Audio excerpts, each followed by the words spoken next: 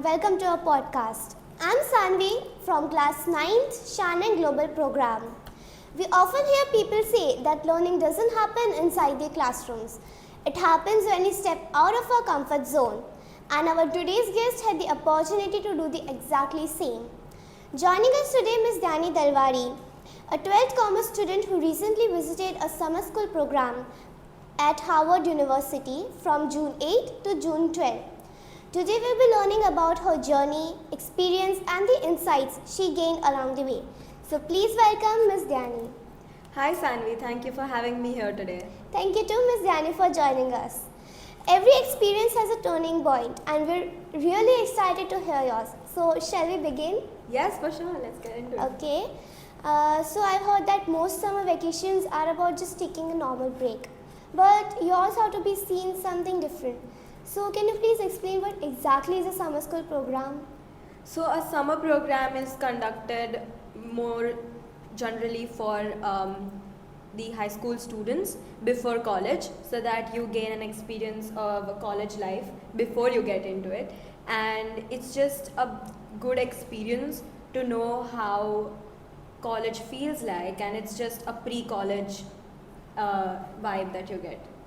Honestly, my summer vacations have never sounded this productive. And also, my summer program was called The Academies by Harvard Student Agencies, and it was on business and entrepreneurship. So I think you should find the right program that fits your interests as well. Sounds good. Yes. I have one more question, that whenever we visit a new place, we already have a picture of it placed in our mind. But reality doesn't always follow the picture. So was it same in your case also? No, I think the university was exactly what I imagined it to be. I have seen a few pictures here and there, and you may have seen the Harry Potter movie series, right? So they have those big halls and those magical moments in the campus. So it was a bit similar to that. Obviously, there weren't any spells around, but yes, it was really magical. And again, Harvard is an old university, and the buildings and the architecture is a bit old. So it was really nice, and I think it was similar to what I imagined. Sounds amazing. Every journey has a turning point, but sometimes the first day experience tells us more than we expected. Can you please share us your first day experience? So on the first day, it was a bit of introductory session only. We were introduced to a lot of different students from different countries, and we made good friends. And on the curriculum part, we started with the basics of business and just got to know what the surrounding was like, just adapting to the whole picture there. Actually, that's a very memorable way to start a journey. Different countries bring different perspectives. Was there anything about the students there that genuinely surprised you? So yes, as I said, a lot of different students were there from different countries, and each of them had something different to bring on the table. So I think that's very inspiring, and there were a lot of different ideas which were really inspiring to see as well. So yeah, that's something very interesting. Yeah, very interesting.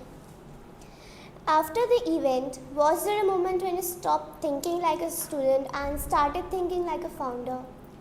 So on the last day of the whole summer program, we had to give a Shark Tank style pitch on a product we developed on the whole course of the program.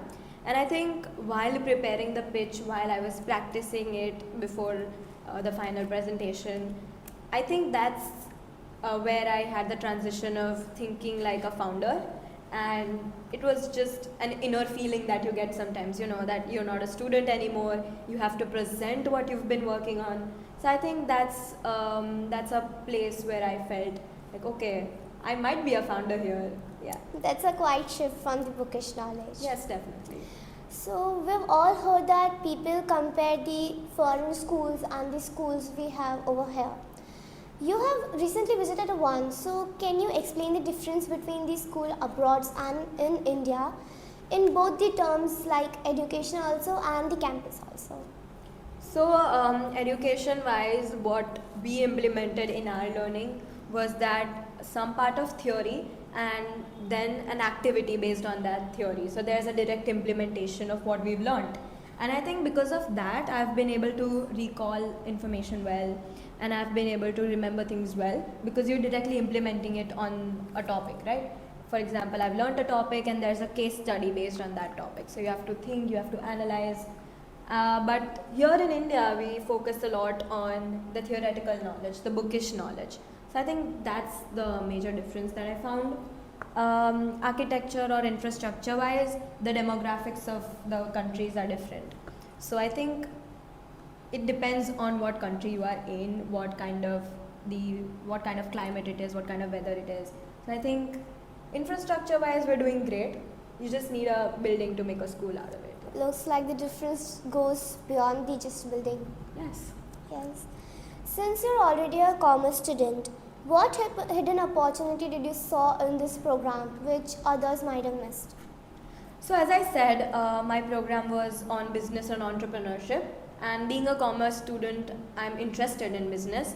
So I saw an opportunity to know more about business in this field and just dive into it. So that was the opportunity that I saw, and for all of you watching out there, you should definitely look for a program that fits your interests. That's the most important part. But again, if you're not too sure about what you want to do in the future, you can obviously try out a few programs and just know where you did the best. That's a really smart way to look just beyond the obvious. You're again in class 12th and most students protect each and every single day. So what made this 5 days worth risking? So I missed a week's school for this, and I think thinking like a founder made me realize the importance of risk.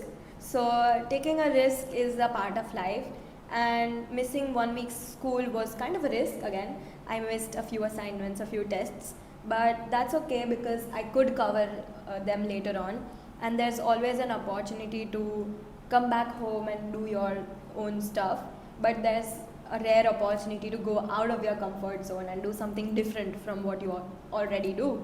So I think the experience and the exposure in it all was the factor that made me take this risk. It actually worth it. Yes, definitely was worth it. So, if you could relive one moment from those 5 days, then which moment would you like to relive? I think a moment which I would like to relive would be the pitch where I gave my final presentation. I would really love to relive it and see it from an audience point of view somehow. And even though I got good feedback, bad feedback, it's something that I want to work on, and then I want to go for it again. And just being on the stage, speaking on that Harvard podium was something out of this world. So I think I would like to relive that again. Looks like the moment revisiting. Sometimes the biggest lessons come from the things going wrong. So did you experience such moment during the event? So before our final presentations, I think this was 2 or 3 hours before my presentation, we had to practice our pitches and we had to see if there were any changes and all. And I was really confident that there might be no changes, I'm doing pretty well. Then I went to my mentors, my tutors, and I wanted to practice with them as well. So I was pretty confident, but I went to them, I did a practice session, and I found a few mistakes and a few corrections that I had to make. So I think it's all based on trial and error, right? So it was a point where I made a mistake, but yes, there was still time for the final presentation, so I could work on it and prepare it. Sometimes setbacks turn out to be your best mentor ever. Yes. If I attended just one day of the program, then what would convince me to stay for the all 5 days? I think I stayed there for 5 days, and it convinced me to be there for a really long time. So I think one day is enough for you to just feel it inside you that this is meant to be. And once again, if you're doing something that you're really interested in or you really want to explore about, the exposure and the curiousness will definitely make you want to stay for longer. Okay, so what one thing you like the most over there? So like, what was the thing which you preferred the most over there? Preferred, I think, the teaching style. It was really fun. We had a lot of competitive activities. There was good competition between all the students, between all my friends. We made teams and just had great activities following the lectures. I think that could be it. Yeah, after hearing you, or now I also feel like going there. Yes, you should try. Sometimes we attend the events, enjoy them, and forget all the things. So, what one thing you got from the event besides certificate which you will carry for the whole life? So, besides the certificate, I definitely have the memory. It's an intangible for me that is a very important one. And the memories I made, the friends I made, I'm still in contact with a lot of people from there. We have a group chat and we send each other stuff. So, I think the memories and the connections we made were very important, and that's what I carry after the certificate, of course. That's a powerful takeaway. Yes, thank you. Years from now, when you think of your class 12, where do you think this journey would fit into your story? I think class 12 is a very important year for school students in India, and I took a big risk of getting out of the country in this year. So I think the risk taking factor would be the highlight, but the experience I got, the certificate I received would definitely be on top of the experiences of my 12th program. So yeah, I think that says about its impact. very indelible impact it had. Yeah. So after you returned home, what was waiting for you first? Assignments or the regrets? No regrets. No, I don't like to keep regrets in anything. So assignments were waiting for me, yes, because I missed school for this, but I was able to recover, so that's not an issue. Apart from that, I think my friends and family were waiting to hear about my stories and my anecdotes from there. So I think that's what Wow. was waiting. So what was the one thing which you think that each and every Indian school should adopt? I think the teaching style, particularly as I mentioned it earlier, the balance between practical learning and the theoretical learning, that's somewhat what I feel that we should adopt, and that's the main thing. Yeah. Hmm.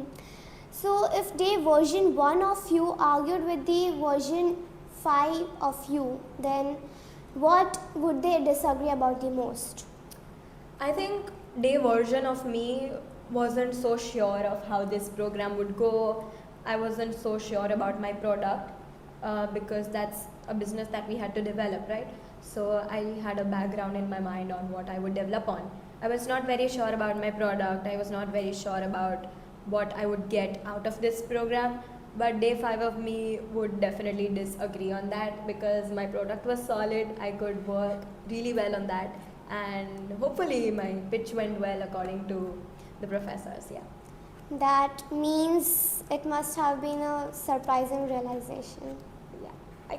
I could say that. Yeah. So, as you said, the people over there were very much friendly and socializing. So, were you intimidated or inspired by them?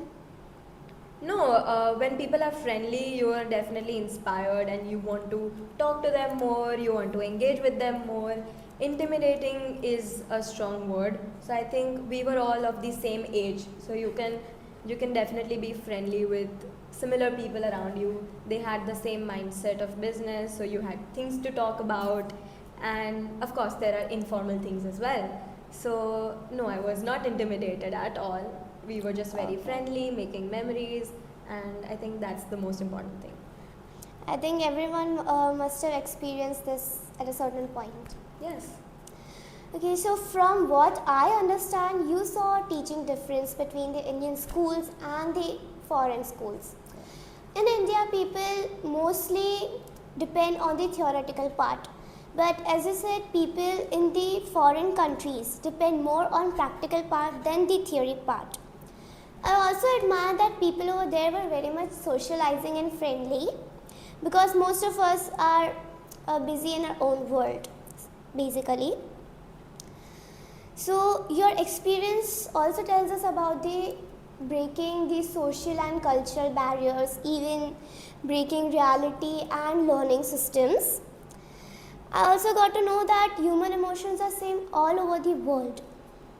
After having this conversation, now even I'm interested in going to such summer schools. And thank you for sharing your experience. And for such inspiring conversations and experiences, please follow Shannon Mike and please like, share and subscribe. Thank you. Thank you.